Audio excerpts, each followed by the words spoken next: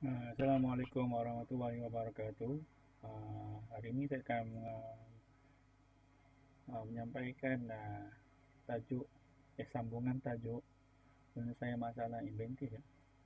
Okey, sebelum ni minggu lepas pada 24 Januari 27 Januari saya telah sampai di analisis fungsi, iaitu istilah produk, objek dan fungsi.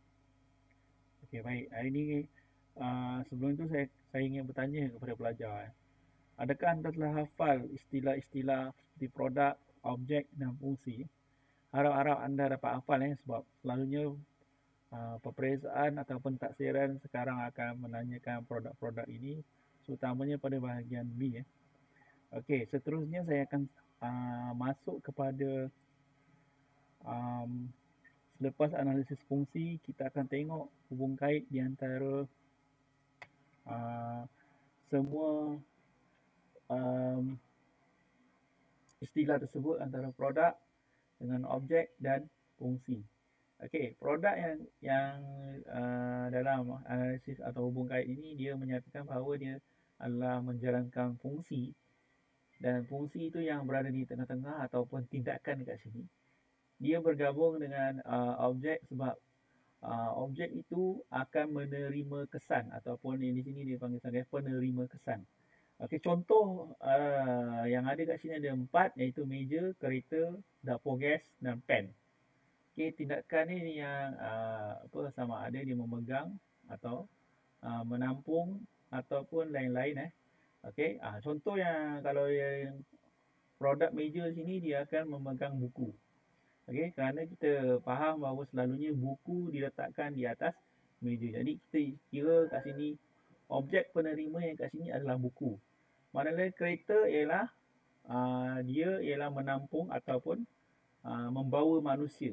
Itu istilah dia, fungsi yang kita kena tahu. Dan dapur gas ialah memegang dapur. Kalau tak ada dapur gas, dapur tak hidup kan. Contoh kalau tak ada meja, macam mana buku tu hendak diletakkan. Mana ada orang letak atas buku atas lantai kan. Jadi kena ada meja. Manakala pen ialah menampung dakwat contoh. Okey. Sebab kalau tak ada dakwat pun pen tak ada fungsi. Jadi dia bukan pen kalau tak ada dakwat. Begitu kalau setiap objek ataupun setiap produk. Produk yang kat sini kita panggil sebagai sistem. Istilah yang masa mula-mula kita tengok kat sini.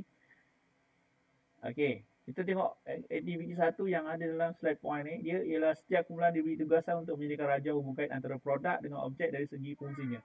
Okey, contohnya tukul kuku kambing, menukul paku. Apa produk dia? Apa dia punya objek? Kalau dengan kat sini, produknya ialah tukul kuku kambing. Manakala objeknya ialah paku. Okey, klip kertas ialah produk. Manakala kertas ialah objek. Okey. Sekarang kita tengok apa komponen atau kita akan kenal pasti komponen dan fungsi dalam produk. Setiap produk tu dan objek, setiap produk ada bahagian-bahagian atau komponen dalam produk tersebut. Komponen ialah bahagian-bahagian kecil yang berfungsi bagi menyokong sesuatu produk.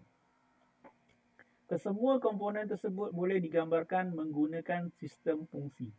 Okey, setiap komponen tu dia ada fungsi dia masing-masing. Contoh meja, fungsi dia memegang. Dan objek tersebut buku. Jadi apa komponen yang memegang tersebut? Tengok jadual sebelah. Okey, itu dia. Dia ada skru, dia ada buku, muka meja, kaki meja dan lantai. Buku bukan komponen lah. Yang komponen kat sini skru, lantai, kaki meja dan muka meja. Ada 4 komponen di dalam produk meja. Okey, semua fungsi yang kat sini untuk keempat-empat komponen meja ialah memegang. Okey. Jadi objek yang kat sini pun ada 4, buku, muka meja, kaki meja atau muka meja dan kaki meja. Jadi semua komponen-komponen tersebut dia memegang setiap objek tu, jadilah suatu produk ataupun sistem meja. Okey. Kita tengok analisis komponen satu. Kalau ada yang kita tahu apa ni? Ini ialah tempat simpanan alat tulis. Ada gunting, ada pen, ada pensel. Ini ialah bekas simpanan alat tulis. Jadi produknya ialah bekas alat tulis. Objek ialah alat tulis tersebutlah. Jadi dia menampung atau menyimpan ataupun memegang alat tulis tersebut. Okey. Bekas alat tulis memegang alat tulis. Okey. Kalau kita tengok tadi jadual ni fungsi dia memegang. Jadi apa bahagian komponen-komponen bekas alat tulis? Okey.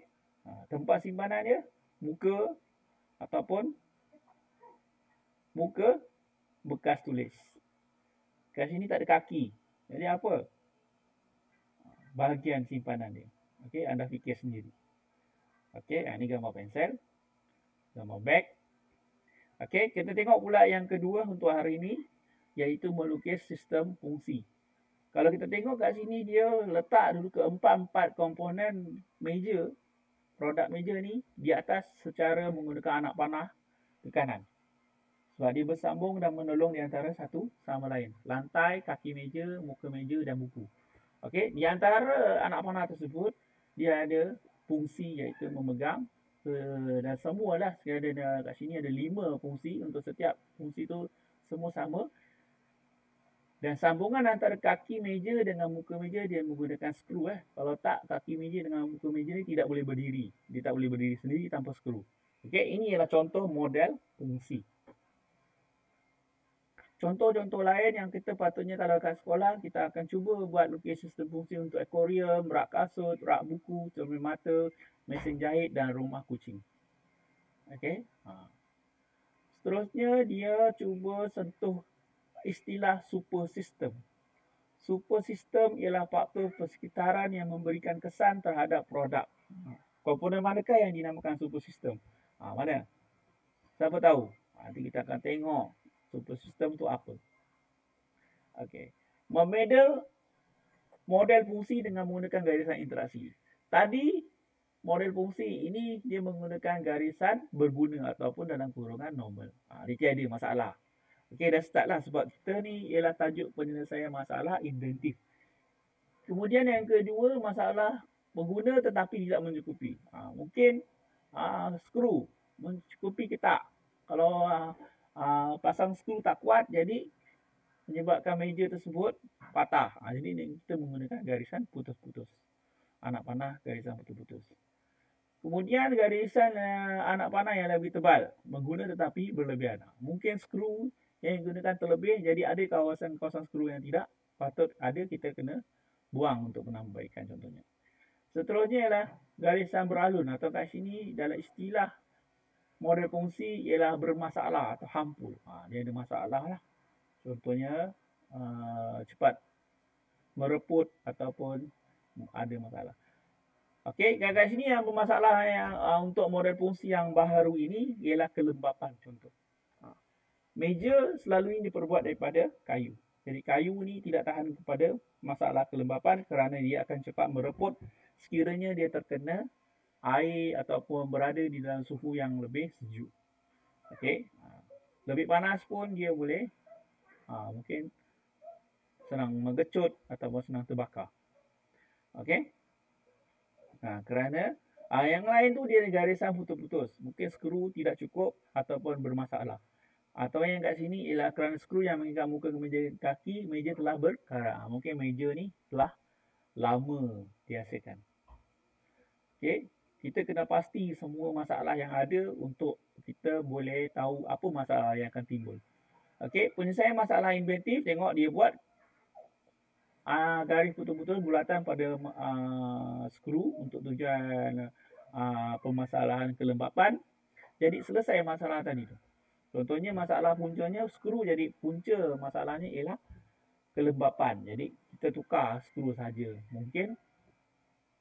Okey. Dan untuk hari ini ialah yang terakhir sekali ialah analisis berantai punca dan kesan.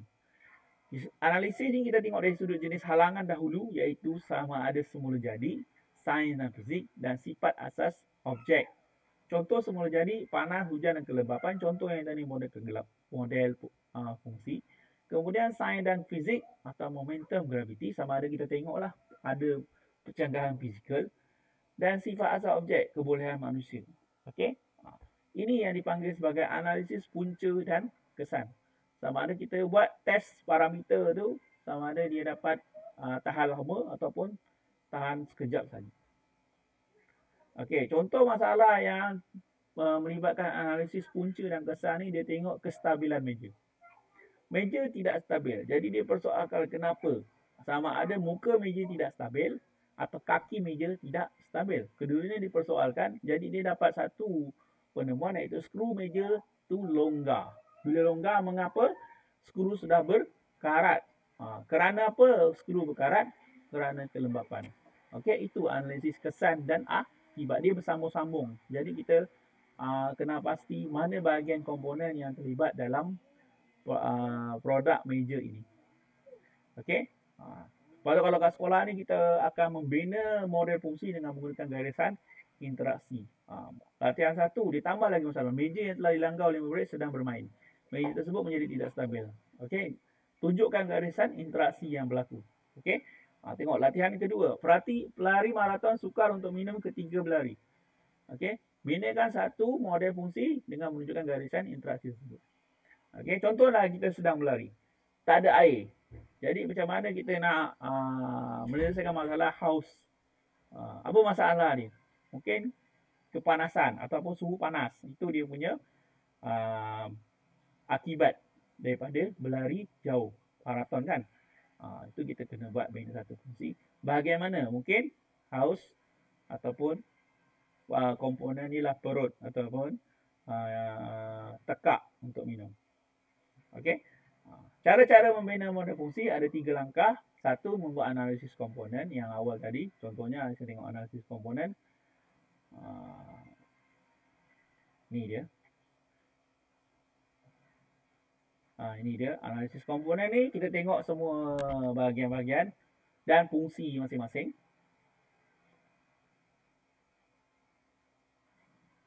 Kemudian kita bina model fungsi. Model fungsi ni mula-mula tak ada masalah ya. Dia hanya model fungsi saja. Ni dia. Tak ada masalah. Kita bina saja. Kemudian daripada model fungsi tersebut, kita berserta dengan garisan interaksi dan sesuaikan dengan masalah yang dihadapi. Ini kesan bahagian ni. Habis dah. Okey. Saya harap awak ingatlah. Saya tajuk Musang Inventif ni sangat senang. Sebab kalau anda faham konsep model fungsi, analisis komponen, model fungsi dan masalah yang dihadapi. Okey? Sila jawab kuis yang saya bagi supaya anda faham.